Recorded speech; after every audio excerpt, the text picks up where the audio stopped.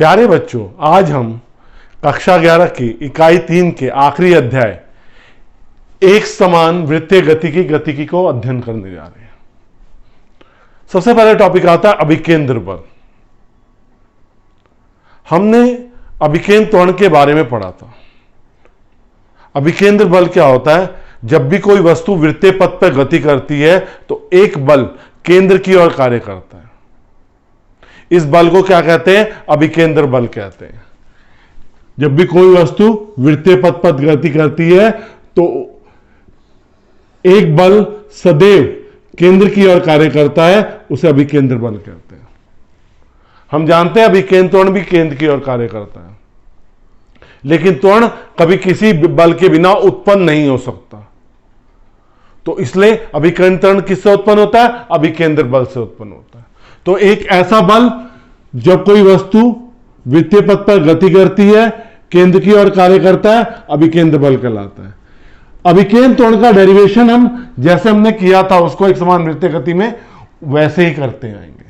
तो एक का मान क्या था? अभिकेंद्र त्वरण का मान हमारा v²/r और दूसरा सूत्र था r⍵²। तो अभिकेंद्र बल कितना हो जाएगा? mv²/r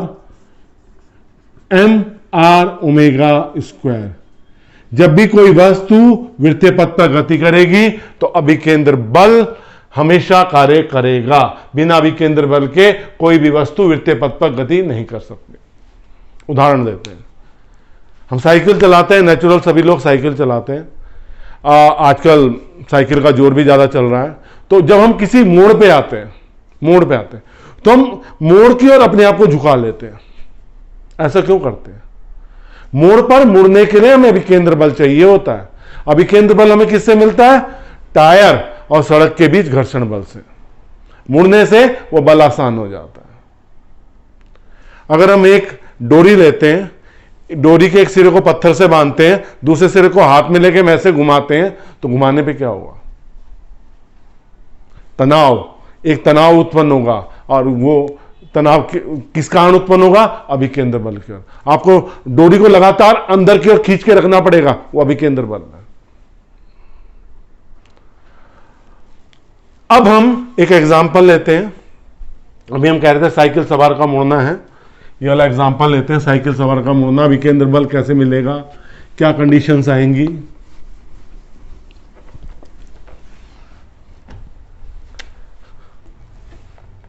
साइकिल सवार का मुड़ना। साइकिल सवार का मुड़ना। एक साइकिल सवार है, बेटा मेरी ड्राइंग बहुत अच्छी है, ज्यादा हंसना मत बस। ये पहिया है साइकिल का, ये एक व्यक्ति बैठा हुआ है, व्यक्ति के पैर हैं, ये व्यक्ति का सिर, ये व्यक्ति के हाथ, ये उसकी नाभि है। तो साइकिल सवार ने अपने आप को कैसे झुका लिया? कितने कोण पे झुका लिया? ऊर्ध्वाधर से थीटा कोण पे। क्यों झुका लिया? मोड़ की ओर। क्यों झुका लिया? क्योंकि इसे आवश्यक अभिकेंद्र बल चाहिए।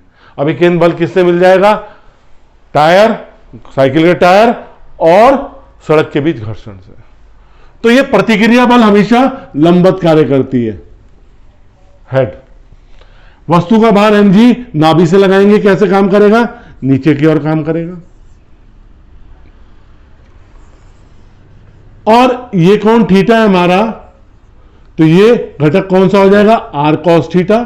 और ये वाला घटक कौन सा हो जाएगा? r sin theta. r प्रतिक्रिया बल का जो घटक r cos थीटा है वो वस्तु के भार mg को क्या कर रहा है? संतुलित कर रहा है। जबकि r sin थीटा क्या कर रहा है? उसे आवश्यक अभिकेंद्र बल प्रदान कर रहा है। क्या कर रहा है? आवश्यक अभिकेंद्र बल क्या कर रहा है? प्रदान कर रहा है। तो r sin थीटा किसके बराबर हो गया? mv²/r। First equation. r cos theta किसके बराबर आ गया? mg के। Second equation. समीकरण 1 को समीकरण 2 से क्या कर दिया, भाग कर दिया। तो r sin theta upon r cos theta mv square upon r upon mg। तो ये क्या हो जाएगा, sine theta upon cos theta, tan theta. Tan theta is equal to we square upon are g. यह एक कंडीशन रहेगा, v is equal to √ r ji tan theta. अगर हमें सेफ पास करना है, मतलब बिना फिसले सड़क को पार करना है, मतलब सड़क को मोड़ना है, तो हमारे पास जो अभिकेंद्र बल का मान है वो less than mu m g होना चाहिए। ये म्यू क्या है, घर्षण गुणांक, एम जी क्या है, भार। तो इस प्रकार साइकिल सवार क्या करता है, मोड़ को मुड़ जाता है। अब हम आते हैं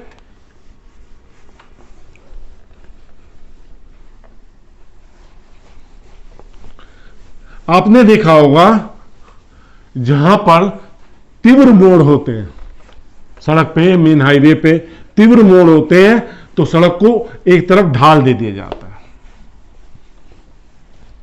सड़क को क्या दे दिया जाता है, ढाल दिया जाता है। मोड़ पर मुड़ते वाहनों ओब्लिक रेलगाड़ी के लिए ढलान।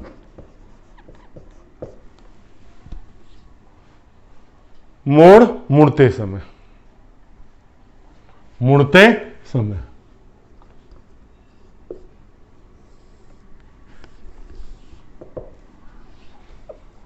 मोड़ पर वाहनों ओब्लिक रेलगाड़ियों के लिए ढलान।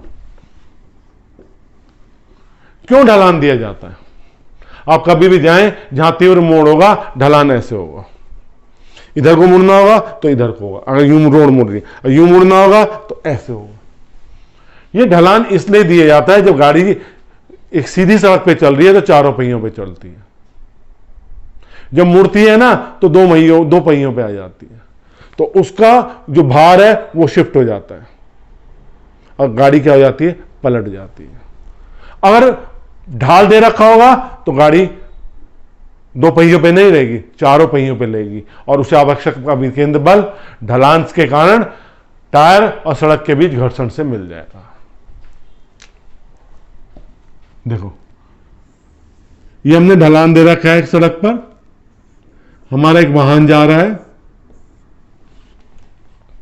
ये ढाल से होता क्या है, मुझे बताओ ना।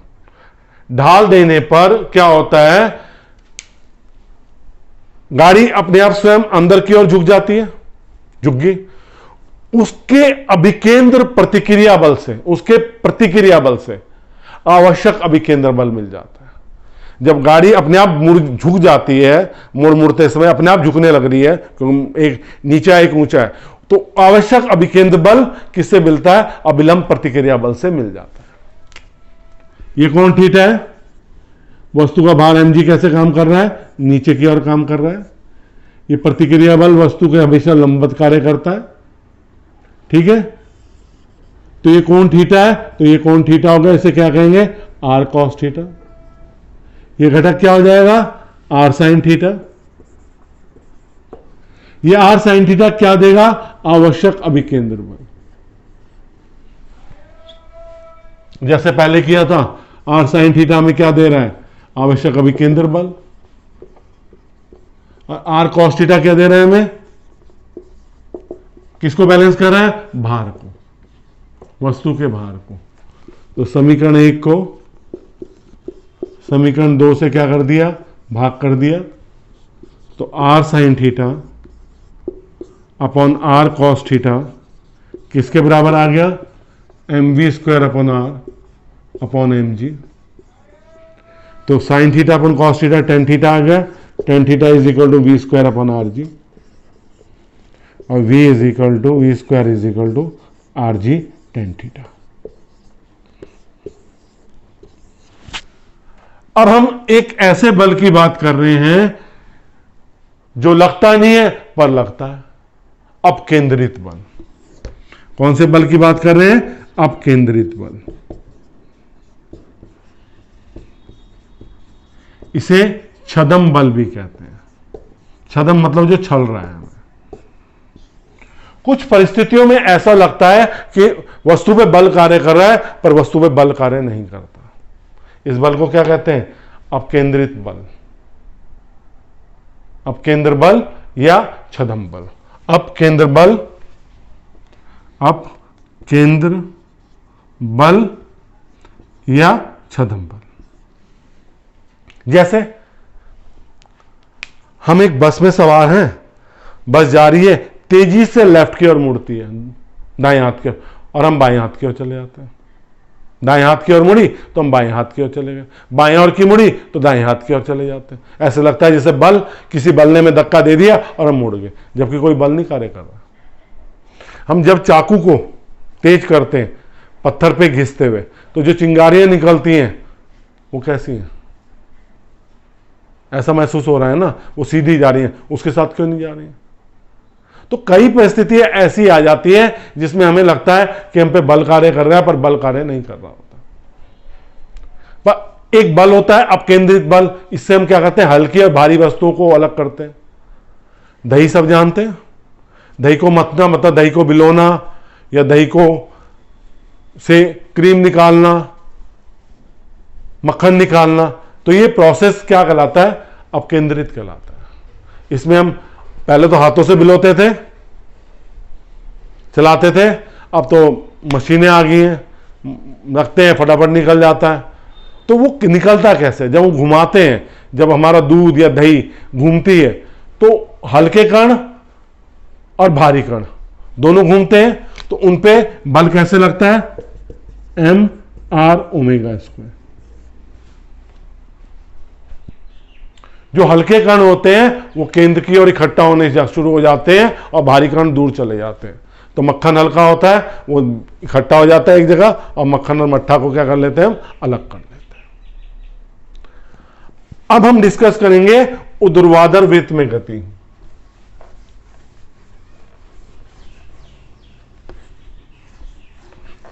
ऊर्ध्वाधर वृत्त में गति। ऊर्ध्वाधर वृत्त में गति कैसे करते हैं? भाई एक डोरी ली, उसके एक सिरे पे पत्थर बांध दिया, दूसरे सिरे पे क्या किया? हाथ में ले लिया और ऊर्ध्वाधर गति में घुमाया, ऐसे घुमाया ऊर्ध्वाधर।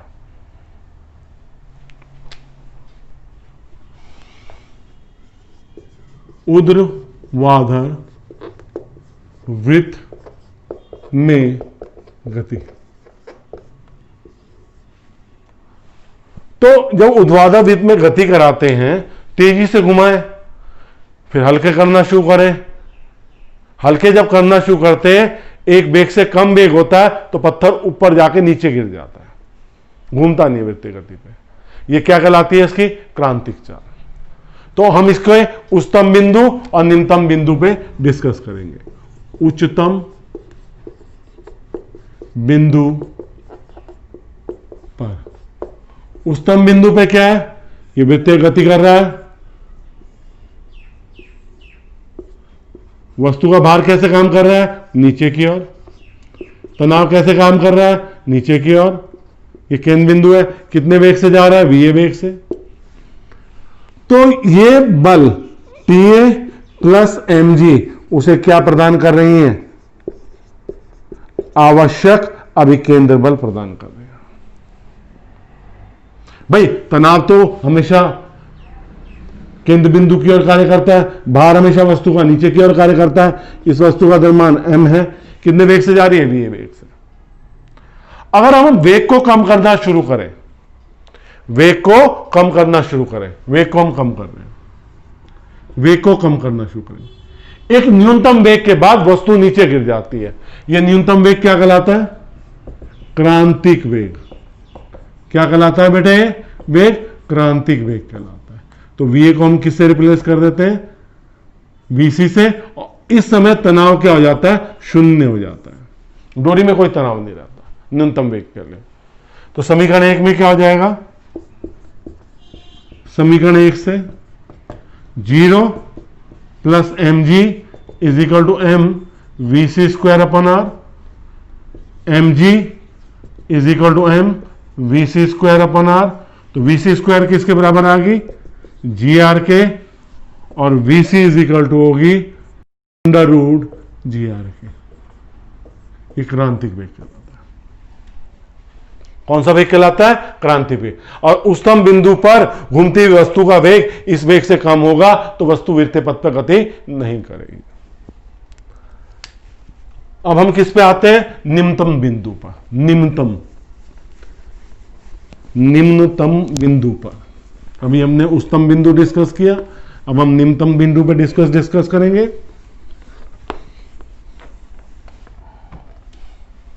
निम्नतम,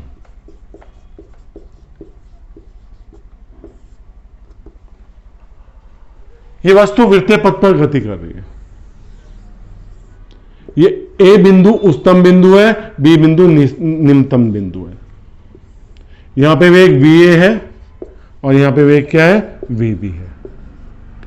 इस बिंदु को मिला दिया, यहां h किसके बराबर हो जाएगा, 2r, मतलब a और b की ऊंचाई किसके बराबर हो जाएगी, h 2r के बराबर हो जाएगी। अब जब वस्तु a से b बिंदु पर आ रही है, b बिंदु पर आने, b बिंदु पर आने पर अब जो गतिज ऊर्जा में परिवर्तन होगा, गतिज ऊर्जा में परिवर्तन वो किसके बराबर होगा, स्थितिज ऊर्जा में, स्थित ऊर्जा के बराबर। गतिज ऊर्जा में परिवर्तन क्या होगा, half m we B square minus half m v a square is equal to m g h. मतलब जब इस बिंदु पे आएगी यहां गतिज ऊर्जा ज्यादा होगी, यहां तेजी से जाएगा, जो ऊपर जाएगा तो वेग क्या हो जाएगा, ऑटोमेटिकली कम हो जाएगा। देखो साहब, half m we B square minus half m v a square किसके बराबर है, जी आर के बराबर, और ये क्या हो जाएगा, m g into 2r। Half m we B square is equal to half m ji r plus 2 m ji r.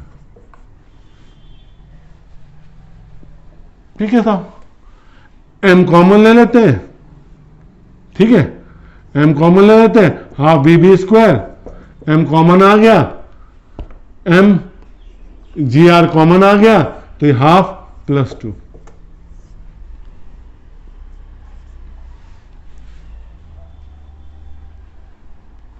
तो कितना हो गया, एम से एम कट गया, half we B square is equal to कितना आ गया, 5 जी आर अपॉन 2। तो v B square is equal to कितना आ गया, 5 जी आर। तो v b is equal to कितना आ गया, अंडर 5 जी आर। ये वेग किसके कॉरेस्पॉन्डिंग है, क्रांतिक वेग के कॉरेस्पॉन्डिंग। अंडर जी आर लेने पे क्रांतिक वेग, मतलब अगर हमने न्यूनतम वेग लिया है बिंदु पर, तो निम्नतम बिंदु पर अधिकतम वेग कितना होगा, अंडर 5 जी आर होगा। अगर यहां पे वेग ज्यादा होगा तो वीबी का मान अलग आएगा। अब तनाव कितना होगा निम्नतम बिंदु पर, अब इस बिंदु पर तनाव कितना होगा, तनाव की गणना करेंगे। तो तनाव की जब हम गणना करेंगे निम्नतम बिंदु पर, तो तनाव किसकी ओर काम करता है, हमेशा केंद्र की ओर। ये देखो, ये वस्तु का भार एम जी, एम भार है, तो एम जी नीचे की ओर काम कर रहा है, कितने वेग से जा रहा है, और तनाव कैसे काम कर रहा है, ऊपर की ओर। देखो साहब, तो T B minus M ji is equal to M we B square upon R. T B is equal to 6 M we B square कितना होता है, 5 जी are upon R plus M G. R से आर कट गया, T B is equal to 5 M G plus mg, तो TB का मान कितना आ गया 6 mg। तो कितना तनाव होगा न्यूनतम बिंदु पर? न्यूनतम बिंदु पर 6 mg। एक उदाहरण लेते हैं, एक हल्की बाल्टी लेते हैं, उसमें पानी भरते हैं, पानी भरकर उसे घुमाना शुरू करते हैं। ऐसे शुरुआत में पानी गिरता है, जब तेजी से हमारा हाथ चलने लगता है ना और तेजी से, तो पानी बिल्कुल नहीं गिरता। ऐसा क्यों होता है जो पानी नहीं गिरता? देखो ये हमारी बाल्टी है, इसका भार mg कैसे काम कर रहा है? नीचे, और छदम बल जो है mv²/r ऊपर की ओर। इसमें ये जो वृत्तीय पथ पर गति करने लग रहा है, इसके लिए कंडीशन क्या है? mv²/r greater than mg। तो v² ग्रेटर देन rg होना चाहिए। अगर ये वेग कम है तो, अगर कम वेग से पानी घुमा रहे हो तो अपने आप को निला रहे हो। तो इसलिए जब आप शुरुआत में घुमाओगे तो एकदम से वेग तो ज्यादा नहीं आएगा, शुरुआत में थोड़ा पानी गिरेगा, पर उसके बाद जब हम तेजी से हाथ को घुमाएंगे बाल्टी भर पानी भर, तो पानी बिल्कुल नहीं गिरेगा। बेटे मैंने आज इकाई 3 को समाप्त किया है। अपनी तरफ से बहुत साधारण भाषा और जो डेरिवेशंस की है, मतलब सूत्रों का निगमन किया है, बहुत साधारण तरीके से करने की कोशिश करी है। मेरी कोशिश है, और मेरी कोशिश आपको अच्छी लग रही है तो मेरा वीडियो को लाइक तो बनता है। और उन बच्चों को मैं बार बार कहता हूं शेयर जरूर कीजिए, क्योंकि शेयर करने से क्या होता है बेटे, जैसे आपको मेरा अगर पढ़ाना समझ में आ रहा है, हो सकता है उन्हें भी समझ में आ जाए, उनकी भी प्रॉब्लम दूर हो जाए, तो आप संकट मोचक बन जाए उनके। तो इस तरह से आप इस वीडियो को शेयर करिए, और मेरे चैनल को सब्सक्राइब नहीं किया है तो सब्सक्राइब जरूर कीजिए।